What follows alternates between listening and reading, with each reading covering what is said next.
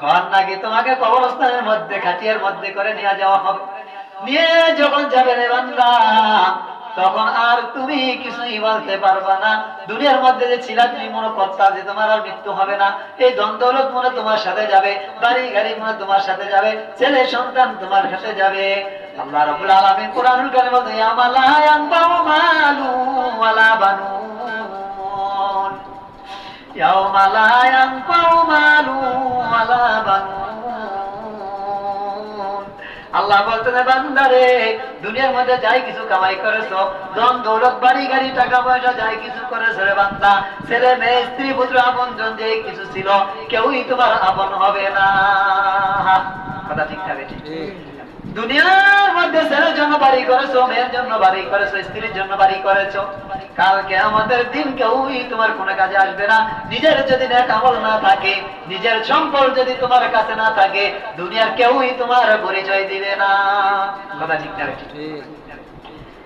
একটা নেকের জন্য যখন নাকি মানুষ দুনিয়ার মধ্যে কালকে আমাদের দিন আটকা পড়ে যাবে, একটা নেকির জন্য নাকি যখন নাকি সে আটকা পড়ে যাবে, জান্নাতের মধ্যে যেতে পারবে না, তখন একটা নেকির জন্য সমস্ত আত্মীয় স্বজন আপনজন স্ত্রী পুত্র ছেলে মেয়ে আপনজনের কাছে সে হাত তোলা করবে, ছুটে যাবে। দুনিয়ার মধ্যে যখন ছেলের কাছে যাবে, ছেলে বলবে দুনিয়ার মধ্যে আমার কোনো বাবা ছিল না, ছেলে অস্বীকার করবে, একটা নেক দিতে চাইবে না, একটা নেক কেউ কাউকে দিবে না। ছেলে বলবে দুনিয়ার মধ্যে আমার কোনো বাবা ছিল না, আমার কেউই ছিল না, আত্মীয় স্বজন আপনজন কেউই ছিল না, ছেলে তখন পরিচয় দিবে না। যখন নাকি মেয়ের কাছে যাবে, মেয়েও পরিচয় দিবে না, দুনিয়ার মধ্যে আমার কোনো বাবা ছিল না, দুনিয়ার মধ্যে আমার কেউ ছিল না। তখন যখন নাকি মেয়ে স্বীকার করবে, তখন স্ত্রীর কাছে যাবে, স্ত্রী গো আমাকে একটা নেকের জন্য আমি আটকা পড়ে গেছি, একটা নেক দাও। স্ত্রীও তখন স্বীকার করবে না, দুনিয়ার মধ্যে আমার কোনো স্বামী ছিল না। কথা ঠিক না? ঠিক। এজন্য বলতেছেন কবি, দুনিয়ার মধ্যে যাই কিছু করতেছে রে বান্দা, আল্লাহ বলতেছেন যাই কিছু বাড়ি গাড়ি করো, কিছুই তোমার সম্পদ হবে না নিজের নেক আমল ছাড়া, আর এই সম্পদ তোমার কোনো কাজে আসবে না। এজন্য আল্লাহ রাব্বুল আলামিন কোরআনুল কারীমে বলেন, ইয়াউমা লা ইয়ানফাউ মালু ওয়ালা বানুন ওয়া উযলিবাতিল জান্নাতু লিল মুত্তাকিন। আল্লাহ বলতেছেন টাকা পয়সা বাড়ি গাড়ি কিছু আসবে না যদি নাকি তুমি দুনিয়ার মধ্যে জান্নাতের কিছু নিয়ামত কামাই করে যেতে পারো, জান্নাতের কিছু সামান তৈরি করে যেতে পারো। ওয়া উযলিবাতিল জান্নাতু লিল মুত্তাকিন, তোমার জন্য আল্লাহ রাব্বুল আলামিন জান্নাতটাকে উন্মুক্ত করে দিবে। সুবহানাল্লাহ। দুরূদ পড়েন সাল্লাল্লাহু আলা মুহাম্মদ সাল্লাল্লাহু আলাইহি ওয়াসাল্লাম, সাল্লাল্লাহু আলা মুহাম্মদ সাল্লাল্লাহু আলাইহি ওয়াসাল্লাম। সম্মানিত হাজিরিন, কবরের মধ্যে যখন চলে যাব বান্দা, কবরের মধ্যে যখন নাকি যাবে, তার নিজের নেক আমল ছাড়া আর কিছুই নিজের সঙ্গী হবে না। এজন্য বলতেছেন দুনিয়ার মধ্যে যখন নাকি মানুষ খাটিয়ার মধ্যে করে মানুষটাকে কবরস্থানে নিয়ে যাওয়া হবে, জানাজার কাজ সম্পাদন করার পরে কবরস্থানে নিয়ে যাবে, কবরস্থানে নিয়ে যখন খাটিয়ার মধ্যে করে যখন নাকি তাকে কবরের মধ্যে শোয়াইবে, দুইজন খাটিয়ার মধ্যে চারজন মানুষ থাকে। কথা ঠিক না বেঠিক? চারজন মানুষ, ওই লাশটা মনে করবে যে চারজন সঙ্গী মনে আমার কাছে থাকবে, এই চারজনই আমার সাথে আছে। যখন নাকি খাটিয়া কবরস্থানের মধ্যে নিয়া যখন খাটের থেকে লাশটা কবরের মধ্যে শোয়াবে, দুইজন মানুষ নামে। কথা ঠিক না বেঠিক? ওই দুজন মানুষ ওই মরা লাশটা মনে করবে যে এই দুজন সঙ্গী মনে আমার কাছে থাকবে। এমন একটা সময় হবে তাকে স্থাপন করানোর পরে, তাকে শোয়ানোর পরে ওই দুইটা মানুষও কবর থেকে লাফ দিয়ে উঠে যাবে। কথা ঠিক না বেঠিক? তখন বলবে হায় হায়, এই দুইজন আমার সাথে নাই, আমি এখন একা, আর আমার কোনো উপায় নাই। কথা ঠিক না বেঠিক? এজন্য বলতেছেন চারটা বন্ধু তার কিয়ামত পর্যন্ত থাকবে কবরে। কটা বন্ধু? চারটা বন্ধু থাকবে। এই চারজন বন্ধু কবর থেকে কিভাবে বিদায় নিবে না, যতক্ষণ পর্যন্ত বান্দা যদি নেক আমল করে থাকে, বান্দা যদি দুনিয়ার মধ্যে কোরআন পড়ে থাকে, নামাজ পড়ে থাকে, দান সৎকার করে থাকে, ভালো কাজ করে থাকে, তাইলে ওই চারটা বন্ধু কিয়ামতের আগ পর্যন্ত বান্দাকে পাহারাদার হিসাবে পাহারা দেবে। সুবহানাল্লাহ।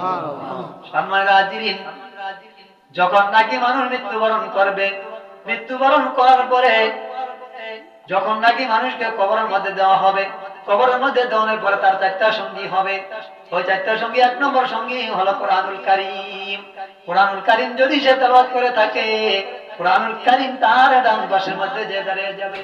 বান্দা যখন নামাজ পড়বে বাম পাশে বান্দার নামাজ দাঁড়িয়ে যাবে, আর বান্দার পায়ের নিকটে যত বান্দার বাম পাশে যায় বাতার নিকট কোরআন দাঁড়াইবে, ডান পাশে নামাজ দাঁড়াইবে, বাম পাশে যাইয়া দাঁড়াইবে তার নেক আমল। যদি বান্দা দুনিয়ার মধ্যে নেক আমল করে থাকে, ভালো কিছু করে থাকে, বাম পাশে যায় তার সঙ্গী হবে। আর বান্দার যত কিছু ছিল তাই সবকে দাঁড়িয়ে কিছু করে যায় থাকে, আর বান্দার বাম পাশে পায়ের নিচে দিয়া দাঁড়িয়ে যাবে। এই চারটা বন্ধু তার কিয়ামত পর্যন্ত থাকবে। সুবহানাল্লাহ। কবরের যে অবস্থা, আল্লাহ রাব্বুল আলামিন বলেন বান্দা যতক্ষণ পর্যন্ত নিজের চোখে না দেখবে কবরটা যে কি একটা জায়গা, বলছে আউয়ালু মা ইউনাজ্জালু মিন মানাজিল, যে মানজিল যেটাকে বলা হয়, প্রথম মানজিল মানুষ মৃত্যুবরণ করার পরে তাকে যখন নাকি সমাহিত করবে, দাফন কাফনের জন্য যেখানে নিয়ে পুঁতে দেওয়া হবে সেটাকে বলা হয় কবর। এটা হলো এই দুনিয়ার একটা প্রথম মানজিল, এই প্রথম স্টেপ।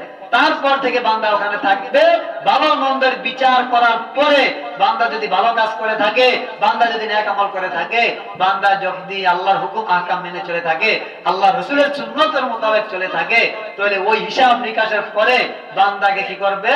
জান্নাতের মধ্যে পৌঁছে দেওয়া হবে।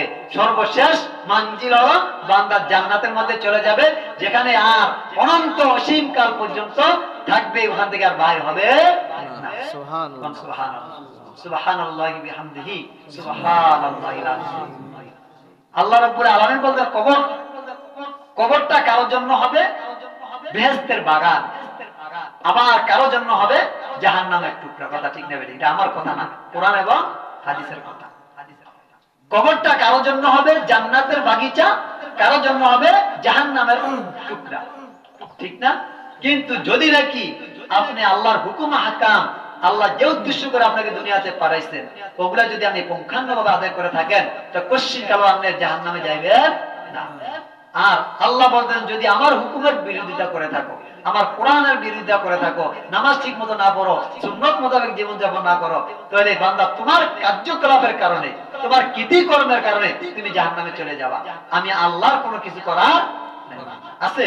আল্লাহ তো বলবো না তুমি ভালোটা করো, তুমি খারাপ করো। আল্লাহ বলবে তোমাকে বিবেক দিয়েছি, তোমাকে জ্ঞান দিয়েছি, এই জ্ঞান দ্বারা তুমি বিবেচনা করো, এই জ্ঞান দ্বারা উপলব্ধি করো কোনটা ভালো কোনটা মন্দ। তোমাকে কোনটার মধ্যে আমি বাধা দিব না, তুমি বেছে নিবা। কথা ঠিক না বেঠিক?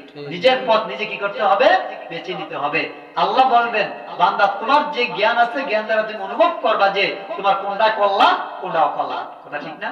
এই জন্য কবর যে ঘাটি, ওই কবরের মধ্যে কেউই না যায় থাকতে পারবে না। কথা ঠিক না বেঠিক? কবরের মধ্যে যেহেতু যাইতে হবে, ওই কবরের সামানা দুনিয়া থেকে কি করে যেতে হবে? নিয়ে যেতে হবে। এই জন্য বলছে, বুঝে বললাম স্ত্রী ছেলে মেয়ে পুত্র কেউই কোনো কাজে আসবে না, নিজের সম্পদ নিজের দুনিয়া থেকে কামাই করে যাইতে হবে।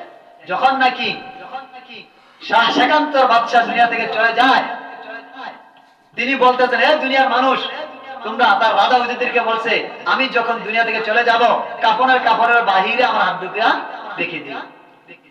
উজির নাজির প্রশ্ন করল, ইয়া বাদশাহ মহোদয়, কেন এই কাজটা করব? আমি শাহ সেকান্তর বাদশাহ হয়েও আমি অর্ধ জাহান কি করেছি শাসন করার পরও, এত বড় বাচ্চা থাকার পরও আমি কি করতে পারি নাই? একটু কিছু নিয়ে যাইতে পারি নাই। শুধু 3.5 হাত দেখার মধ্যে সাদা একটু কাপড় নিয়ে দুনিয়া থেকে বিদায় নিয়ে চলে গেলাম। এই দুনিয়ার মানুষ যেন শিখতে পারে, এই দুনিয়ার মধ্যে যেন তারা দেখতে পারে আমি শাহ সেকান্তর বাদশাহ খালি হাতে দুনিয়া থেকে চলে গেছি। সুবহানাল্লাহ। এটা আমার কথা না, কোরআন হাদিসের কথা। এজন্য বলছে কোরআনে, ইয়াউমা লা ইয়ানফাউ মালু ওয়ালা বানুন ইল্লা মান আতাল্লাহা বিকলবিন সালিম। এমন কিছু সম্পদ নিয়ে যাও যেটা তোমার উপকারে আসবে। কবরের মধ্যে ছেলে মেয়ে স্ত্রী পুত্র কেউ কোনো উপকারে আসবে না। নিজের যে কামাই করা যে জিনিস সম্পদ নিয়ে যাইবা, যেটা তোমার উপকারে আসবে, যে তোমাকে সঙ্গী হিসাবে কি করবে? কবরের মধ্যে সাহায্য করবে, সাহায্যকারী থাকবে। এরকম কিছু দুনিয়া থেকে করে যাও বান্দা। তো ওয়াউজলিয়াতিল জান্নাতুল লিল মুত্তাকিন, যদি নাকি এরকম কিছু দুনিয়া থেকে করে যেতে পারো, তাহলে জান্নাত তোমার জন্য আল্লাহ উন্মুক্ত করে দিবেন। সুবহানাল্লাহ। সম্মানিত হাজিরিন, আমরা কেউ দুনিয়াতে থাকতে পারবো না, দুনিয়াতে থাকার জায়গাও না। নির্দিষ্ট সময় যখন চলে আসবে, ইদা জাআ আজালুহুম লা ইস্তাখিরুনা সাআতাও ওয়া লা ইস্তাকদিমুন, সময়ের ঘন্টা যখন শেষ হয়ে যাবে, আজরাইল আলাইহিস সালাম সঠিক সময় আমাদের মধ্যে কাছে নিশিউরে চলে আসবে, তখন আর কে আমরা রেহাই পাবো না, আল্লাহর ডাকে সাড়া দিয়ে চলে যাইতে হবে। বাইরে আমার বাবাজির আমার, কবরের সম্পদ যেন আমরা দুনিয়া থেকে কামাই করে যেতে পারি। কবরের যে ভয়, কবরের যে জিনিস, কারো কবরটা হবে প্রশস্ত, কারোটা হবে চাপা, তাই না? এরকম কিছু করে যায় আল্লাহ যেন আমাদের কবরটাকে প্রশস্ত করে দেয়। কবরের মধ্যে যাই কিছু আছে আল্লাহ রাব্বুল আলামিন আমাদেরকে যেন তার রহমতের ফেরেশতা দ্বারা জান্নাতে পৌঁছা পর্যন্ত আমাদেরকে সঙ্গী বানাবে। সুবহানাল্লাহ। আল্লাহ রাব্বুল আলামিন আমাদের সকলকে কবরের প্রস্তুতি নেওয়ার তৌফিক দান করুক। কবরের যে হুকুম আহকাম আছে আল্লাহ রাব্বুল আলামিনের হুকুম আহকাম যেন মেনে চলতে পারি, নবীর সুন্নাত মোতাবেক যেন